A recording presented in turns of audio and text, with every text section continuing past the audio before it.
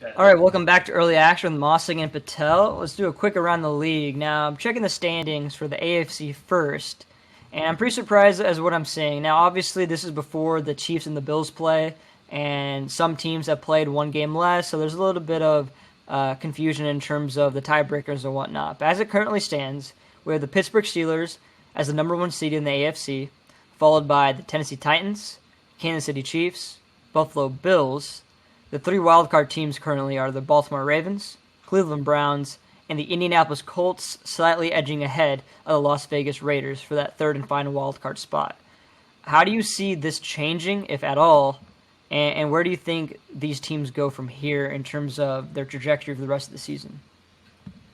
So the Steelers have looked great all year. I don't know if they're going to be able to sustain it. I'm going to bet on the Kansas City Chiefs moving into that one seed.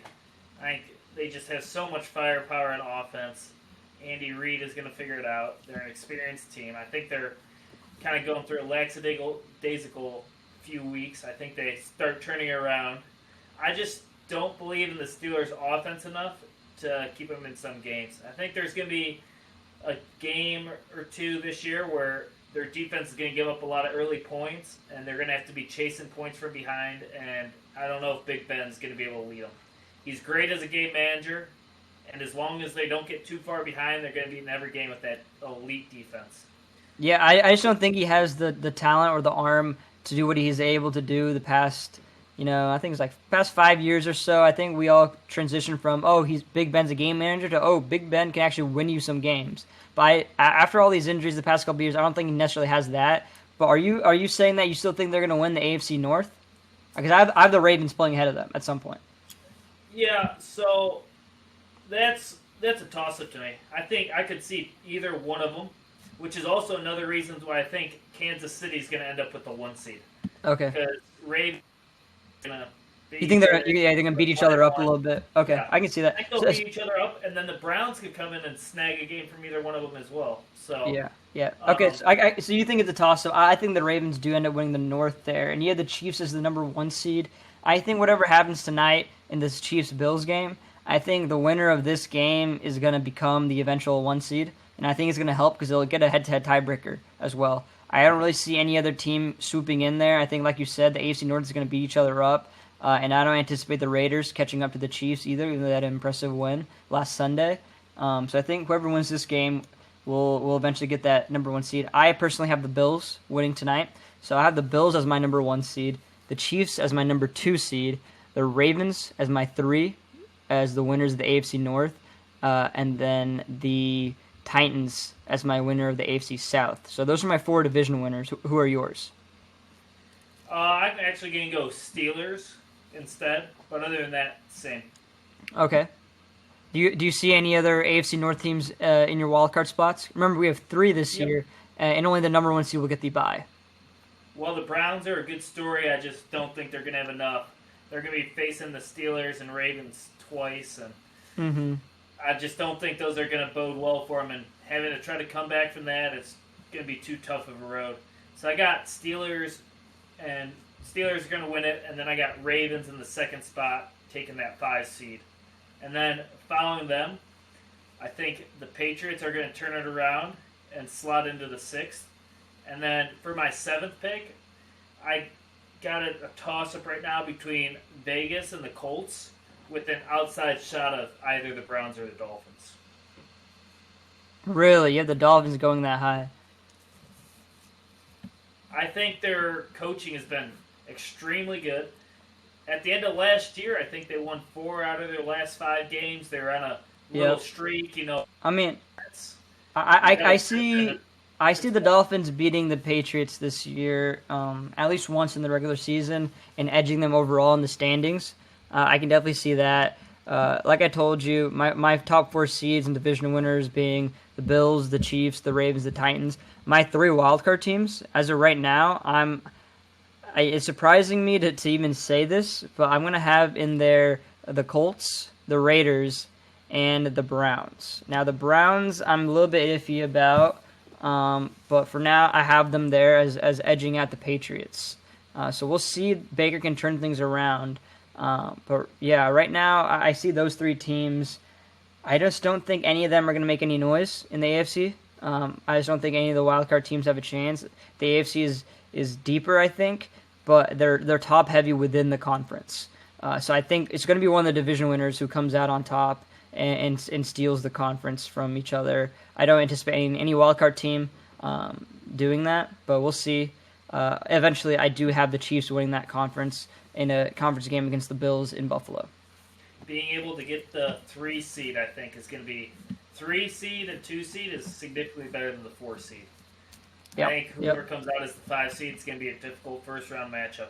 And we already talked about the importance of the 1 seed. That goes without saying.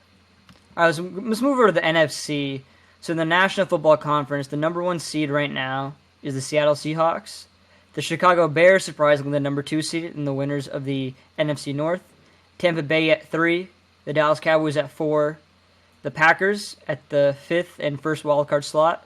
The Los Angeles Rams at the 6th seed. And the New Orleans Saints edging out the Arizona Cardinals for that 7th and last slot in the playoffs.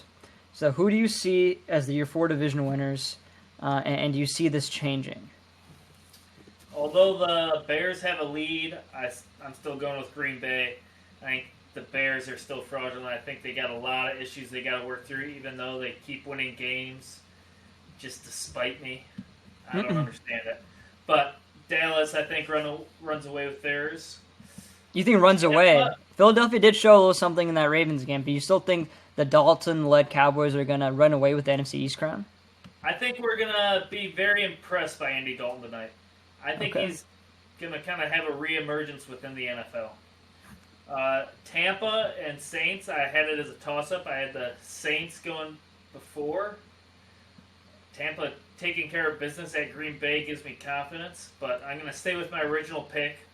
Tampa hasn't quite shown me enough consistency just yet to overtake the Saints, but it's razor-thin close for that one. And then I think the Seahawks are going to be able to hold on in the toughest division in football.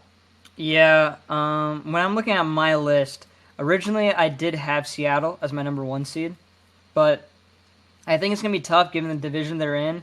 They're just bound to get a loss here or there, having 6 games against 6 playoff quality teams. So I'm actually going to go Packers to finish out on top again for the first time since I believe 2013. So I have the Packers as my 1 seed, the winners of the NFC North. Seattle as my number 2 seed, the winners of the NFC West. Tampa Bay as my 3 seed, winning the South over the Saints.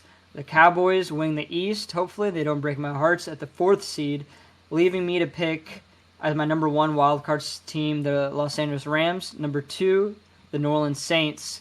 And number 3, I think that their record so far this year is just going to propel them and keep them afloat enough because it's going to be very hard for them not to make the playoffs by having a 5-1 record right now, and that's the Chicago Bears. It's going to be very tough for them, no matter how much I think of them, how less I think of them, I should say, that I think it's going to be impossible for them not to make the playoffs in this 7-team format. They just have too many wins this early on in the season for them to fall apart that much. Nick Foles is playing, good enough. Their defense is good enough.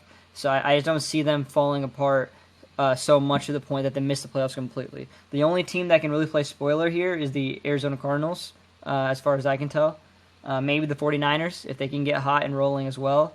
But like I said, I think they're just going to beat each other up in that division too much for them to make any noise as far as the conference is concerned, in my opinion.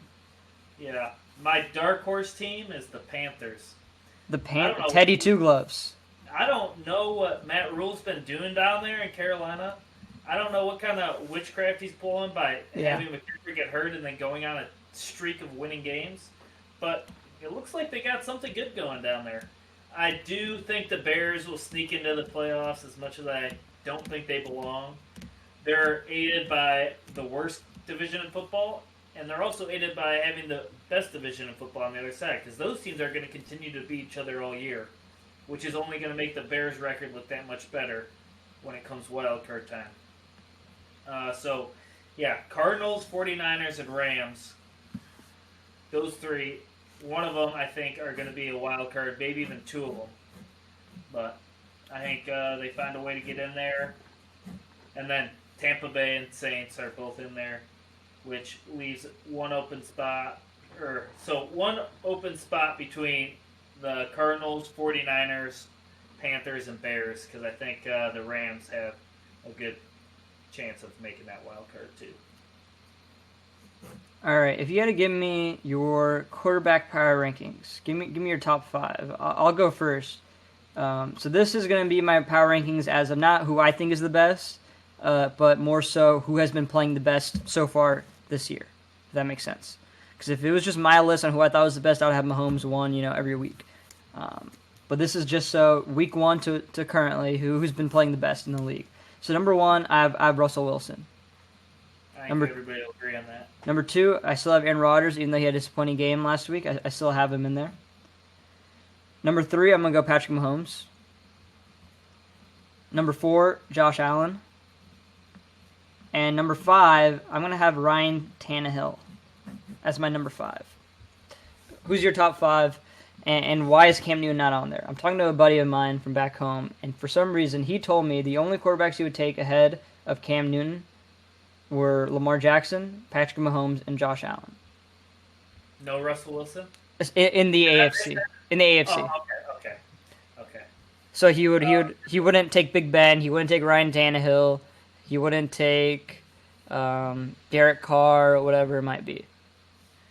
So my power rankings, and the reason Cam Newton is not on it is because I just haven't seen enough from him throwing the ball. While he's doing excellent running the ball, averaging 5 yards per carry, as a quarterback, you just got to be able to throw the ball.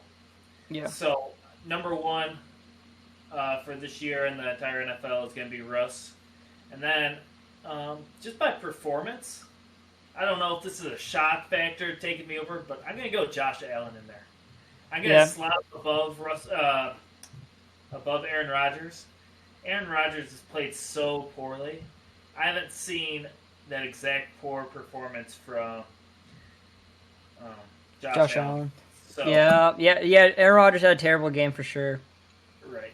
So it could be recency bias. Mm-hmm. As of right now, this second, those are the top 3, and then Mahomes and Lamar Jackson. Mahomes has not played poorly this year.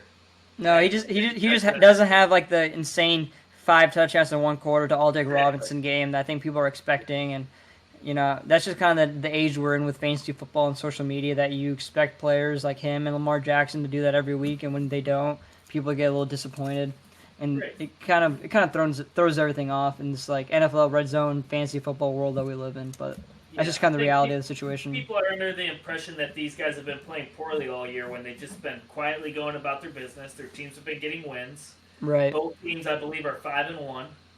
Yeah. I mean, they've been efficient quarterbacks, playing well. It's just they haven't been eye-popping like they were last year, so everybody downgrades them. So I got Mahomes as 4 and Lamar as 5. Although, if we were taking quarterbacks for here on out, they'd be top 2 for sure. Awesome. Well, that was Around the League with Early Action. We'll catch you next week. Have a good day.